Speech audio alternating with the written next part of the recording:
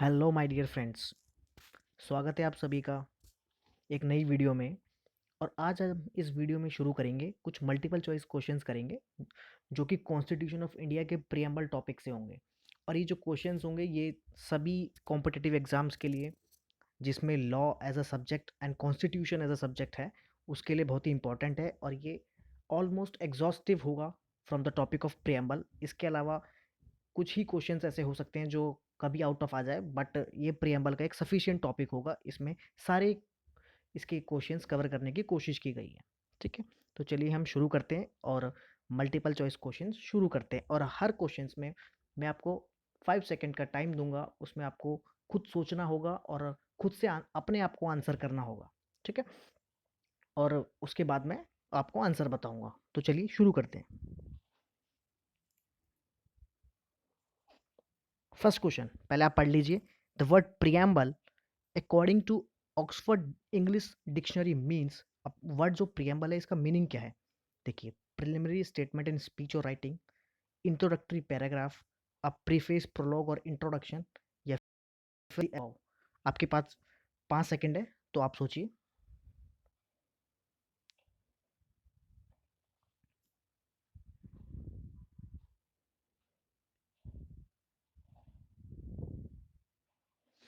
इसका जो आंसर है ऑल ऑफ द अबव। ये सारी ही सारी मीनिंग्स प्रियम्बल की है। तो जो प्रियम्बल का जो मीनिंग आती है, इंग्लिश अगर हम इसे बोले ग्रामेटिकल सेंस में, प्रियम्बल का मतलब क्या है? तो वह स्टेटमेंट जो किसी भी स्पीच बोलो या राइटिंग बोलो या पैराग्राफ बोलो, उसके इंट्रोडक्शन के लिए यूज़ की जाती है कि हाँ, इसका ये इंट्रोडक्शन है, अब जो कंटेंट्स होगा वो इसके बाद में होगा।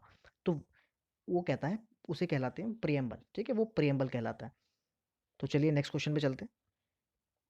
Question is, preamble came into force on. अब देखिए, प्रियम्बल फोर्स में कब आया था? सोचिए आप, फिर मैं इसका आंसर करता हूँ।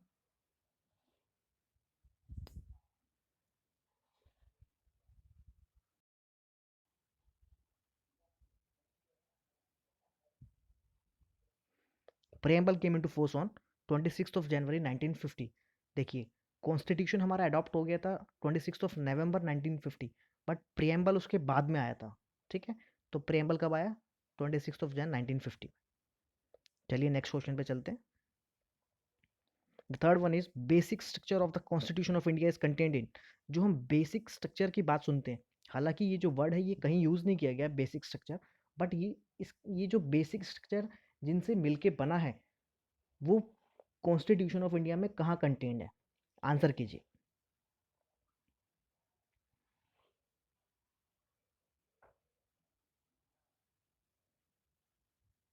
तो बेसिक स्ट्रक्चर कहाँ कंटेन्ड है? प्रियम्बल में है। प्रियम्बल में जो हम वर्ड्स पढ़ते हैं, जस्टिस, इक्वालिटी, सॉवरनिटी, सोशलिस्ट, ये जो हैं, ये सारे सेक्युलर, ये जो वर्ड्स हैं, इन्हीं से मिला के बेसिक स्ट्रक्चर को बनाया गया है। ठीक है, तो चलिए आगे चलते हैं। तो fourth one is, preamble was amended by which amendment. अब प्रियम्बल को हम सब जानते हैं, अगर हम लॉ स्टूडेंट या फिर उससे आगे जुडिशरी के एस्पिरेंट्स हैं, तो हमें पता ही होना चाहिए कि प्रियम्बल को अमेंड किया गया है। बट कौन से अमेंडमेंट से? बताइए, सोचिए।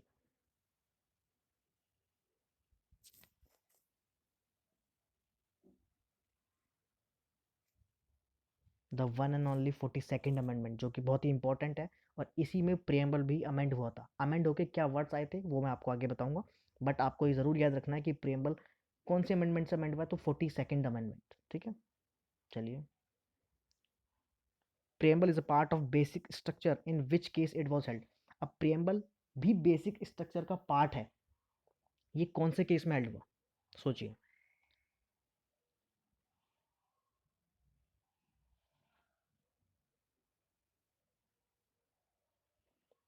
केशवानंदा भारती केस, आपने सबने इसका नाम सुना होगा। इसी केस में हेल्ड हुआ था कि जो प्रियम्बल है वो भी बेसिक स्ट्रक्चर का पार्ट है। ठीक है, चलिए आगे चलते हैं। द सिक्स्थ वन क्वेश्चन देखिए। The preamble of our constitution proclaims our self as a sovereign republic in whom does the sovereignty vest। जो प्रियम्बल में सोवरनिटी की बात की गई है, वो सोवरनिटी हमने किसको डिनोट की गई है, मतलब वो सोवरन कौन है? ठीक है, जिस सोवरन की प्रियम्बल में बात हो रही है, वो सोवरन किसको माना गया है? आंसर कीजिए।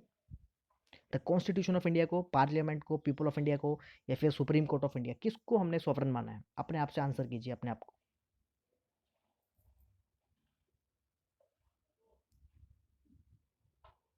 सॉवरन किसे माना गया है प्रेम्बल में? अगर आपको पूरा प्रेम्बल याद हो या फिर आपने पढ़ा हो तो उसमें लिखा हुआ है we the people of India. ठीक है, तो पीपल ऑफ इंडिया को ही सॉवरन माना गया है, इसी को डेमोक्रेसी कहते हैं। ठीक है, next, the Indian constitution is dedicated to. अब इंडियन कॉन्स्टिट्यूशन किसको डेडिकेट है?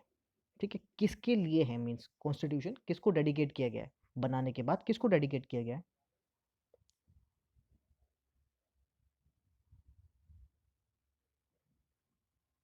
जिनके लिए बनाया उन्हें ही डेडिकेट किया गया होगा, तो किसके लिए बनाया था? People of India, simple. Next, by which amendment the words secular and socialist were included in the preamble. अब देखिए प्रियम्बल को अमेंड किया गया है, वो आपने पीछे देखा, कौन से अमेंडमेंट से किया गया है? तो जिस अमेंडमेंट से अमेंड किया गया है उसी अमेंडमेंट से ही तो वर्ड डालेंगे, बताइए कौन सा है? अब तो मैंने हिंट ही दे दी आपको पूरी, 42nd अमेंडमेंट। ठीक है, next, the preamble to the constitution of India secures justice liberty equality and fraternity to. किसको दिए गए हैं ये सारे शब्द? किसको सिक्योर किया गया? किसकी जस्टिस सिक्योर की गई, किसकी लिबर्टी इक्वालिटी सिक्योर की गई है प्रियम्बल के माध्यम से? बताइए।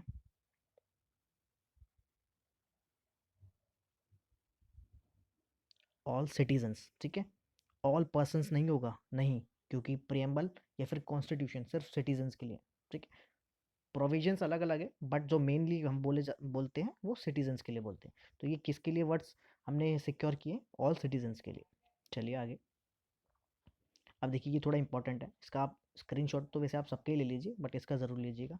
इन Tinsukia electricity company versus state of Assam, ये केस है। ठीक है, the supreme court pointed out that the term socialist use in the preamble to the constitution of India means a state whose basic policy is to.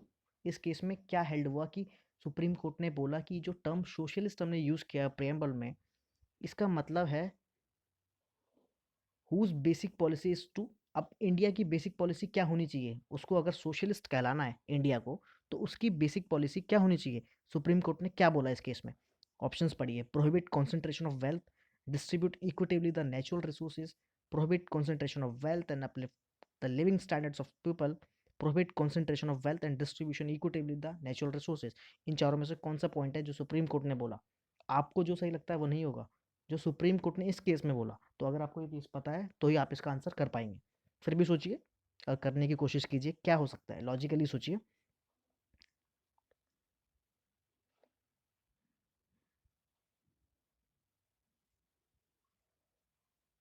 इसका answer है prohibit concentration of wealth. हम socialist तभी कहलाएंगे जब हम किसी एक के पास जो वेल्थ है उसको इकट्ठा होने से प्रोहिबिट करेंगे, कि एक ही के पास या कुछ ही लोगों के पास सारा वेल्थ इकट्ठा ना हो जाए। उसी के साथ साथ and uplift the living standards of people, और सभी पीपल के लिविंग स्टैंडर्ड को अपलिफ्ट करने की कोशिश करेंगे, तभी वो इंडिया क्या कहलाएगा? सोशलिस्ट कहलाएगा। ठीक है, यही सुप्रीम कोर्ट ने इस केस में कहा था। Very important case and very important question. चलिए आगे। Preamble of the constitution declare India as. अब इंडिया को क्या बताया गया है प्रियम्बल के अंदर? तो अगर आपको प्रियम्बल पूरा याद है तो आपको इसमें से मेजोरिटी ऑफ क्वेश्चंस में कोई दिक्कत होने नहीं वाली है। ठीक है, तो प्रियम्बल आप जरूर याद, पहले इसको आंसर करने की कोशिश कीजिए।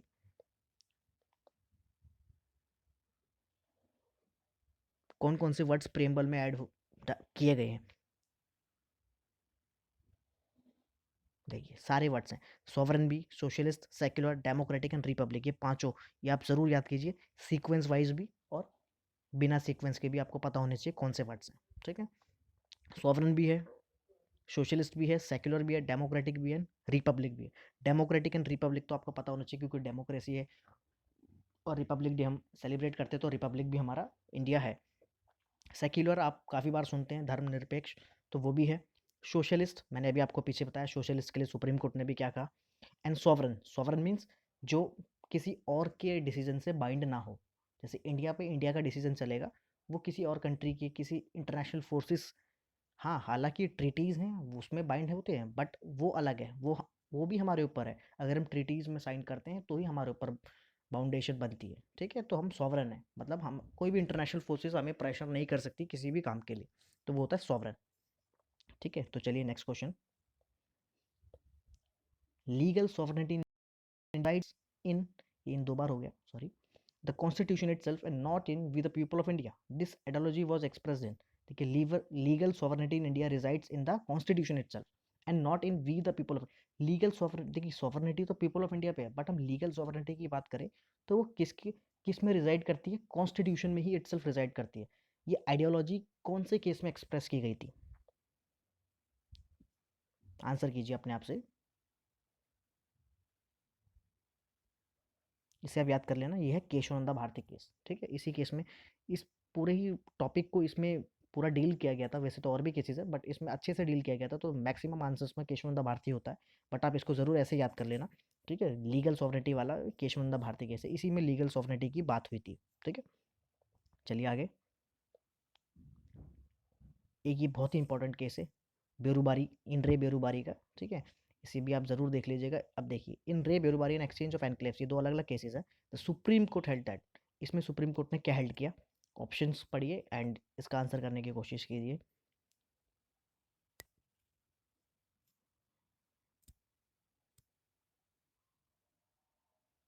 इसमें सुप्रीम कोर्ट ने पहले बोल दिया था कि preamble is not a part of constitution, preamble constitution का पार्ट नहीं है, बट बाद में केशवानंदा भारती में दोबारा से सुप्रीम कोर्ट ने एनालाइज किया और बोला कि हाँ, प्रियम्बल भी कॉन्स्टिट्यूशन का पार्ट है। तो सबसे पहले जो केशवानंदा से पहले जो आता है वो है इन रे Berubari and exchange of enclaves, ये बाद में आता है। इन दोनों ही केसेस में यही हेल्ड हुआ है कि प्रियम्बल जो है कॉन्स्टिट्यूशन का पार्ट नहीं है। बहुत ही इंपॉर्टेंट है, ज़रूर नोट कीजिएगा, एक कॉपी बना के इनको क्वेश्चन एंड आंसर्स के फॉर्म में आप ज़रूर नोट कीजिएगा, अगर आप लॉ से रिलेटेड कोई भी कॉम्पिटिटिव एग्जाम्स देने की सोच रही हैं तो आपको ज़रूर 100% इसका बेनिफिट मिलने वाला है प्रेम्बल टॉपिक से। आगे भी हम और भी टॉपिक्स लाएंगे, बट आज हम इसी पर डील कर रहे हैं तो इसी की बात करेंगे। चलिए आगे चलते हैं। What is the correct order in which these find places in the preamble. अब देखिए, प्रेम्बल याद है तो आपके लिए कोई भी कठिनाई नहीं होने वाली है, ठीक है।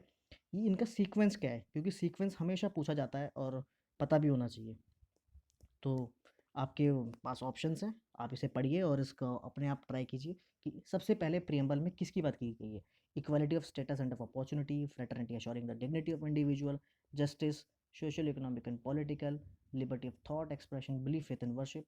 अब बताइए पहला सीक्वेंस क्या है, इसमें सीक्वेंस क्या है, प्रियम्बल के अंदर सीक्वेंस क्या है इनका, आप सोचिए, मैं आंसर करता हूँ।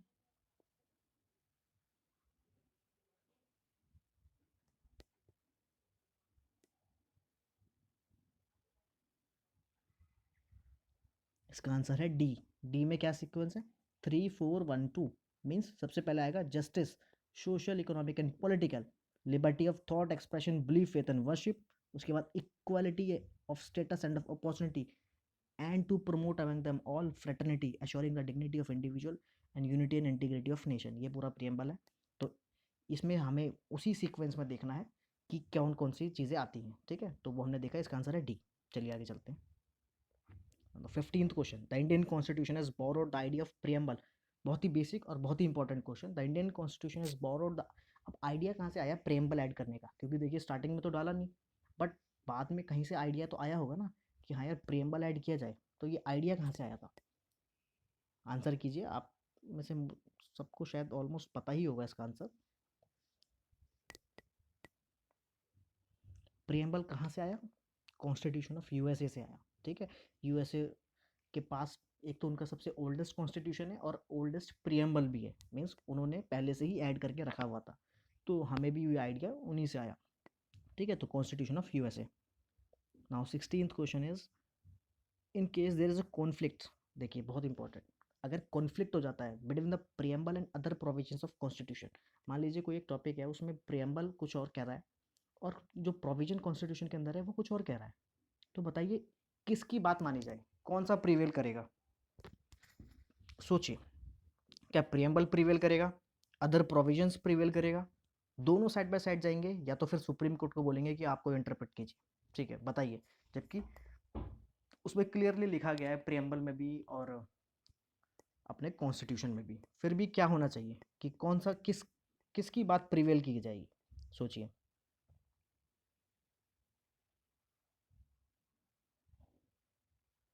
इसमें कंफ्यूज नहीं होना है, प्रेम्बल प्रिवेल नहीं करेगा, ठीक है। प्रेम्बल क्योंकि एक इंट्रोडक्टरी पैराग्राफ है, ठीक है, एक किसी चीज़ के पहले ऐड किया है तो वो एक जनरल सेंस में है, उसमें किसी भी चीज़ को बारीकी से डील नहीं किया गया है।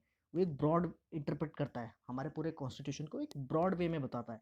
तो उसको हम नहीं ट्रीट करेंगे, उसको हम प्रिवेल नहीं कर पाएंगे, क्योंकि अदर जो प्रोविजन होगा ना सेम टॉपिक पे, अगर कॉन्स्टिट्यूशन में देखिए प्रिएम्बल के अंदर भी है और अदर के अंदर भी है, तो प्रिएम्बल तो ब्रॉड हो गया। अब पर जो नैरो में दे रखा है, जो अदर प्रोविजंस में दे रखा है, जो दोबारा से उसके बारे में डील कर रहा है कॉन्स्टिट्यूशन में, इट मीन्स वो ज़्यादा डीपली जाएगा, वो ज़्यादा सोच समझ के कुछ बनाया होगा, इसलिए अदर प्रोविजंस वाला डील करेगा और प्रेम्बल जो है प्रिवेल नहीं करेगा। तो क्या प्रिवेल करेगा? Other provisions will prevail. बहुत ही इंपॉर्टेंट क्वेश्चन, काफ़ी बार एग्जाम्स में पूछा गया। चलिए आगे देखते हैं। The term economic justice in the preamble to the constitution of India is the resolution 4। देखिए इकोनॉमिक जस्टिस जो टर्म है ना प्रेम्बल में, उसका रेजोल्यूशन मतलब उसका क्या मकसद है, ठीक है। इकोनॉमिक जस्टिस हमें कैसे मिले? चलो जस्टिस तो ठीक है, हमें समझ में आता है कि कोर्ट में मिलती है, ठीक है। तो बट जो इकोनॉमिक जस्टिस जो जो टर्म है, इसका क्या मतलब है? सोचिए, आप थोड़ा माइंड लगाइए अपना भी कि इसका क्या मतलब हो सकता है। क्या इक्वल डिस्ट्रीब्यूशन ऑफ वेल्थ से इसका मतलब है, या फिर economy in the administration of justice, कि जो एडमिनिस्ट्रेशन ऑफ जस्टिस है वो सस्ता हो, सोशियो इकोनॉमिक रेवोल्यूशन, या फिर जस्टिस टू द पुअरर? इसमें से कौन सा सबसे बेस्ट आंसर आपको लगता है कि इस किसके लिए यूज़ किया गया होगा? सोचिए, मैं इसका आंसर करता हूँ। The answer is equal distribution of wealth, ठीक है। वेल्थ का इक्वली डिस्ट्रीब्यूशन हो, इसीलिए ये टर्म यूज़ किया गया इकोनॉमिक जस्टिस। चलिए आगे। 18th is in which of the following cases the Supreme Court held that the preamble is not a part of the constitution? ठीक है, क्या बोला गया? Not a part of the constitution. मैंने आपको अभी बताया था एक दो क्वेश्चंस पहले कि not a part of the constitution किस में बोला गया है? इन रे बेरुबारी। इन रे इसे इसलिए बोलते हैं इन रेफरेंस, ठीक है। केस का नाम है बेरुबारी, बेरुबारी यूनियन केस। तो ये बेरुबारी केस में बोला गया था कि प्रेम्बल पार्ट नहीं है, और प्रेम्बल पार्ट है किस में बोला गया? केशवनंदा भारती। चलिए आगे चलते हैं। How many times has the preamble of the constitution of India has been amended so far? आज तक प्रीएम्बल कितनी बार अमेंड हुआ है? सोचिए, बताइए। बहुत ही इंपॉर्टेंट क्वेश्चन। सिर्फ और सिर्फ एक ही बार प्रीएम्बल अमेंड हुआ है, वो भी 42nd कॉन्स्टिट्यूशनल अमेंडमेंट से, ठीक है।